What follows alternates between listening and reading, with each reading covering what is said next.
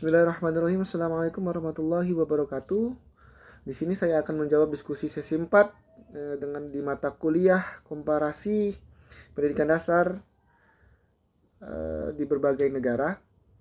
Yang mana pertanyaan pada diskusi ini adalah sebagai guru pendidikan dasar, bagaimana saya dapat memastikan integrasi yang efektif dari TIK dalam proses pembelajaran. Kemudian yang kedua, pertanyaannya adalah sebutkan langkah-langkah konkret yang telah saya lakukan untuk mendukung pemanfaatan teknologi tersebut dalam meningkatkan keterampilan, kreativitas, dan juga pemahaman konsep siswa di dalam kelas. Kemudian yang terakhir, yakni adalah sejauh mana saya melihat dampak positif dan tantangan dalam mengimplementasikan teknologi tersebut dalam lingkungan pendidikan dasar. Kemudian kurangnya pelatihan bagi sebagian guru yang merasa tidak pede dalam mengintegrasikan teknologi secara pedagogis, serta kebutuhan akan pengawasan ketat untuk memastikan keamanan online dan penggunaan TIK yang bertanggung jawab. Ini misalnya menghindari cyberbullying dan penyalahgunaan perangkat menjadi perhatian utama. Seperti yang kita ketahui, bahwasanya siswa SD yang rata-rata umurnya adalah 7-12 tahun itu rentan sekali untuk terkena cyberbullying khususnya, dan juga mereka juga belum bisa untuk menggunakan TIK itu dengan bertanggung jawab sesuai sebagaimana mestinya. Seperti yang dikutip dalam Rahman 2020 dalam artikel yang berjudul Pemanfaatan Teknologi Informasi dan Komunikasi dalam Pembelajaran di Sekolah Dasar, ini menyatakan bahwasanya pemanfaatan TIK ini sangat efektif dalam pembelajaran di sekolah dasar dapat meningkatkan kualitas proses pembelajaran yang pada gilirannya dapat meningkatkan hasil belajar siswa. Namun, keberhasilannya sangat ditentukan oleh kesiapan infrastruktur, ketersediaan sumber daya manusia yang kompeten, dan desain pembelajaran yang terintegrasi secara pedagogis. Kutipan ini adalah menggarisbawahi integrasi yang sukses memerlukan dukungan sistemik di samping upaya individual guru. Mungkin itu saja yang dapat saya sampaikan pada diskusi sesi 4 ini. Lebih dan kurang kami mohon maaf. Assalamualaikum warahmatullahi wabarakatuh. Sebagai guru di pendidikan dasar atau guru SD, saya memastikan bahwasanya integrasi TIK yang efektif dalam proses pembelajaran melalui serangkaian langkah konkret yang berfokus pada peningkatan keterampilan, kreativitas, dan pemahaman konsep siswa. Pendekatan saya ini didasarkan pada prinsip bahwasanya TIK ini harus menjadi alat pendukung, bukan pengganti interaksi guru dan siswa di dalam kelas. Sekali lagi saya tekankan bahwasanya saya menganggapnya itu adalah TIK ini harus menjadi alat mendukung, bukan pengganti interaksi guru dan siswa dalam proses belajar mengajar yang mendalam. Kemudian adapun langkah-langkah konkret yang saya lakukan, yang pertama itu adalah saya selalu terus melakukan pelatihan dan pengembangan diri, yaitu secara daring ya. Berbagai pelatihan TIK sudah saya ikuti. Adapun pelatihan yang saya ikuti adalah cara penggunaan Kahoot, kemudian Nearpod ataupun Assembler.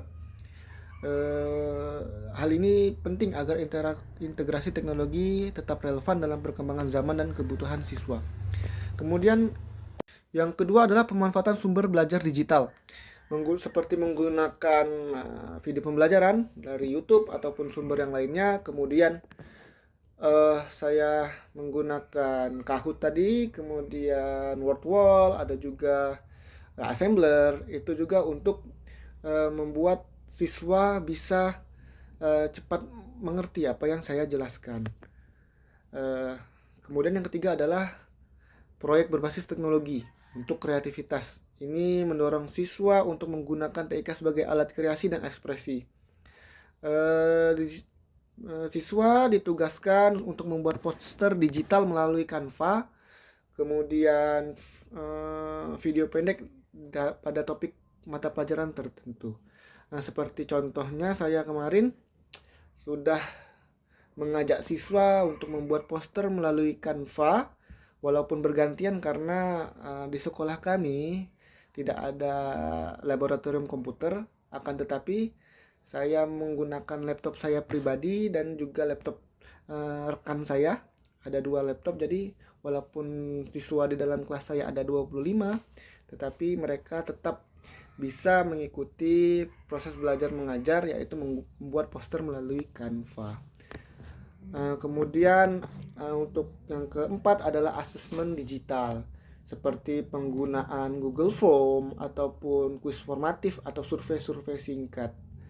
Di sini ini memungkinkan saya memberikan umpan balik instan kepada siswa yang terbukti meningkatkan pemahaman konsep karena mereka segera mengetahui area yang perlu diperbaiki. Kemudian siswa juga belajar keterampilan dalam berliterasi digital seperti keyboarding dan navigasi browser.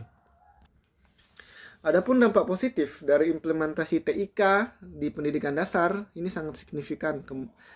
TIK telah terbukti meningkatkan motivasi belajar siswa karena sifatnya yang interaktif dan visual. Selain itu, TIK memfasilitasi pembelajaran yang terdiferensiasi. Ini memungkinkan siswa untuk belajar sesuai kecepatan dan gaya belajar mereka sendiri. Seperti kolaborasi, kemudian pemecahan masalah, itu akan menggunakan teknologi juga semakin membuat siswa semakin terasa.